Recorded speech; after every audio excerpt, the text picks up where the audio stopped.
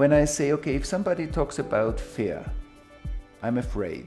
So for a regular human being, what we hear is fear. A person feels some fear.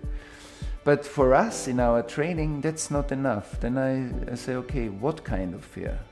There, the film 50 Shades of Grey, there are 50 shades of fear, 50 shades of anger, there are many shades of everything. Right. So the whole developmental states of a human being are radiating information.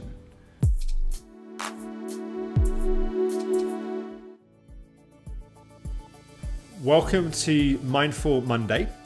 And for this week's Mindful Monday, we have an excerpt from an interview with spiritual teacher Thomas Hübl. Thomas is a contemporary spiritual teacher and modern mystic.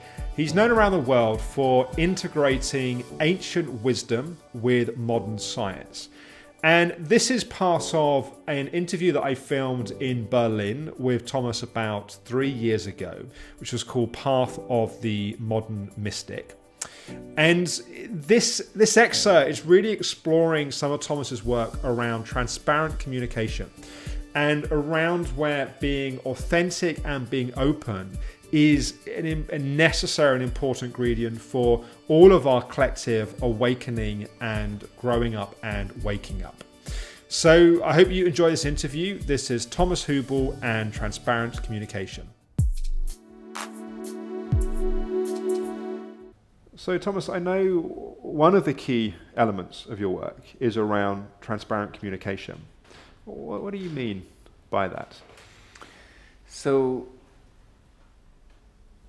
when I started to this work that I'm doing, I came back with a lot of meditation experience. I came back with a lot of insight about the energetic functions of life.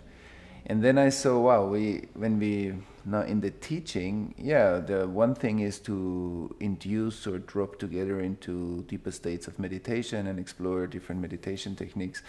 But actually, in the world, a lot of stuff is going on, interpersonal stuff. And so we developed a method how to use the knowledge of psychology and science, and how to use the knowledge of the mystical teachings and combine them. For example, the mystical teachings would say every human being radiates right now the whole information to his or her life into the space. It's like a radio station. You transmit literally all your past, the present state, and the potential future into the space. So when we wake up to higher dimensions of reality, we become more and more aware how every human being is a lovemaking of the past with the future. And the result is this moment. So it looks like people are these separate entities that walk around and have a life.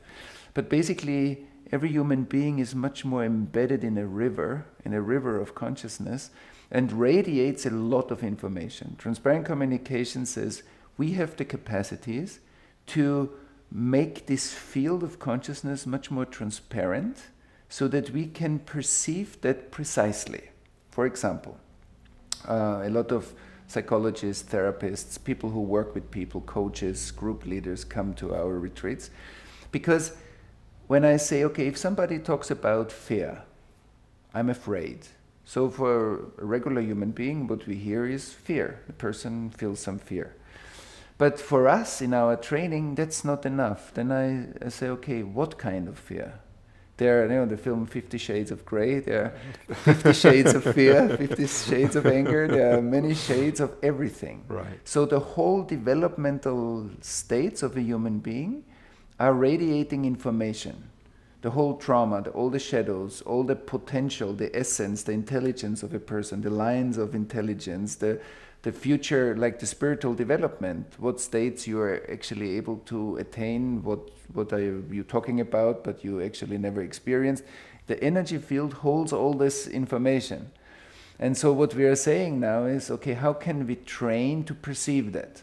And I believe our education system holds a lot of training for people that are interested in science and intellectual knowledge and even in art and in sports, but we don't have so many high-class universities, schools, kindergartens where we train with people who have a strong spiritual intelligence or intuitive intelligence how to expand that capacity. If you see a child that's genius in music, so if you recognize that, give them a piano, give them any possibility to practice those qualities. In the spiritual field, first of all, we hardly recognize those people in the secular world because we don't know how. And the second thing is, even if we did recognize it, we don't know what to do with it. Mm. And so there are hardly any places, like institutions, where you can go and say, listen, I think my child has that capacity. How can I train that? How can we challenge that? I mean, you almost sense that you would get the opposite reaction of it be something to close down or something to shut off would often be the response to that, because people feel threatened by it. Of course. So what we do, one part of our retreats is just to give experimental fields to look what actually a human being is capable of doing. And then we find that there are so many dormant capacities that are being activated through us seeing it, like with a child. When you see the capacity in the child, you give a positive feedback, the capacity grows. There's a belonging, there's a becoming. There's a belonging, there's a becoming. So if we do this with spiritual capacity, suddenly we see, wow, there's much more intuition, there's much more subtle capacity, there's much more knowing, there's much more energetic awareness in the space around the person, around the group, around cultural or societal issues. What we do is we develop a whole set of exercises how to train that. So that fear is not just fear, that I know exactly, if you say fear, I meet you exactly in the level of development where this fear arises, and I have a precise energetic perception, and I meet you precisely where you speak from. And I imagine for the person that you're interacting with, the sense of being truly seen, being held, validated, supported, whatever the quality that's needed, I imagine is very powerful. Oh, my sense is that, and we all know it, that the deepest moments in our life, most probably we had, some of them were most probably induced through a deep seeing, that you meet somebody and you see that the person sees you in your core. That's where the heart opens, that's where you say yes, because your core is a yes. Like the essence is a yes. The essence is intelligence in action.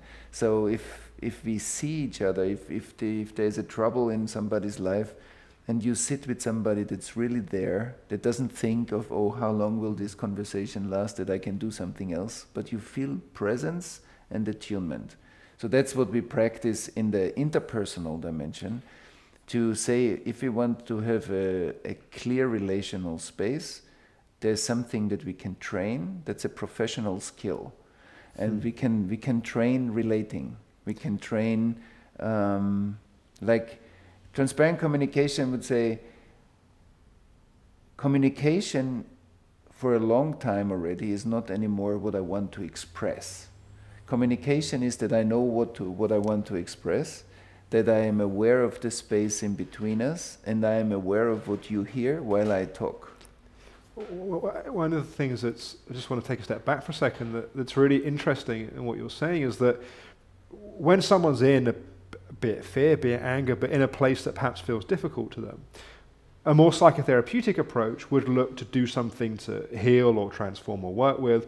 A lot of spiritual approaches would be about kind of not getting caught in the story and kind of just being present to what else is happening. And what I think I'm hearing you saying, there's something about actually fully being with the experience that's there, right, and being supported and being witnessed in simply being in that place.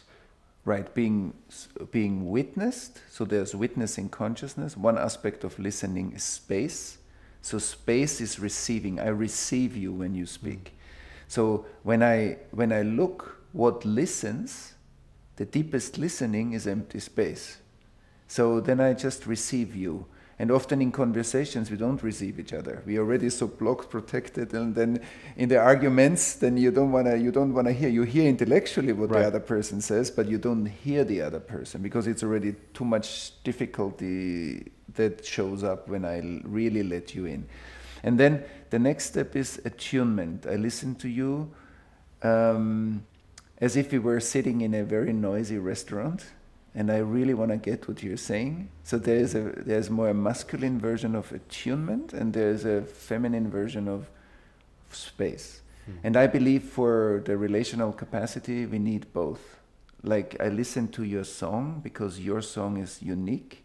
The mystical teachings say not non-duality is not the big soup that everything swims in, but is that the most specific is held in the most universal, and the most universal is reflected in the most specific. So we ought to be unique, and this uniqueness is part of being not two.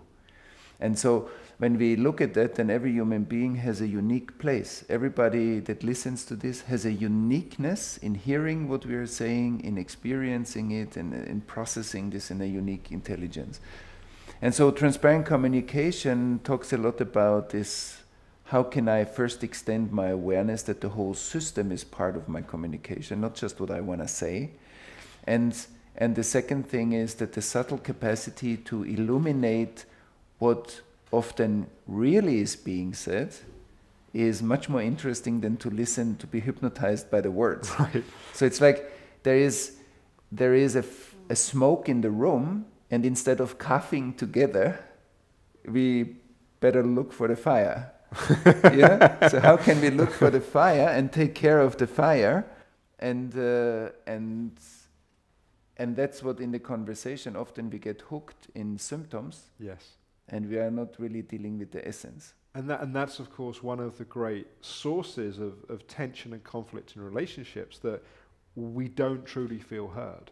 So we keep forcing and pushing our story, because even though the other person thinks they've heard us, maybe they even have heard us, but we don't feel that they've heard us. And that seems to be, certainly to talk personally, I think it's true for most people, it feels incredibly important that we actually feel we've been really met where we are. Right, because the mystical knowledge would say that there is an electricity circuit, that true healing happens when I meet you precisely in a place that's difficult. I establish, and like when you put two cables together and suddenly electricity flows. So there's space of presence, and then there is precise attunement which connects the cables. And enlightenment, like embodying the light, means that my body, that it's like the electricity network is fully turned on. Like you turn on the light and it goes. So the whole illumination process of life, basically, ultimately for people like us that live in culture, means that we need to embody our spiritual practice. And transparent communication looks at, okay, where does this process get stopped or blocked? So, and then I have recurrent difficulties in that area of my life, but it's because the cables don't conduct electricity. Right. And we call it in modern psychotherapy shadows or suppressed material or all kind. There are different words for this. But in the energetic understanding, it's that the energy doesn't flow. There's a break. So I hope you enjoyed this week's Mindful Monday. Tomorrow it's Therapeutic Tuesday, and that's where we have mini sessions of me working with real life clients. And in tomorrow's session, I'm working with Katrina, and we're exploring the importance of self-love to help calm the nervous system in recovery from chronic fatigue. Often the hardest person to love is ourselves, and yet not being in a state of self-care and compassion can have all kinds of impacts in ramping up our nervous system and being in exactly the opposite state for which we need for healing and transformation. So that's coming up tomorrow on Everyday Alex, is Katrina and self-love calms the nervous system. You've tried yoga, perhaps even meditation, and you've felt calmer and more aligned. But what next? In the hustle of today's fast-paced flow, how do you live a more conscious life? Our mission is to give you the tools and support you need to live a happier, deeper, and more conscious life. We have over 200 courses and more than 150 of the world's leading teachers available to you right now. It's like going on a retreat from the comfort of your own home, whenever you want, whenever you need it. With our 14-day free trial, you can get started now and discover what's possible for your inner life.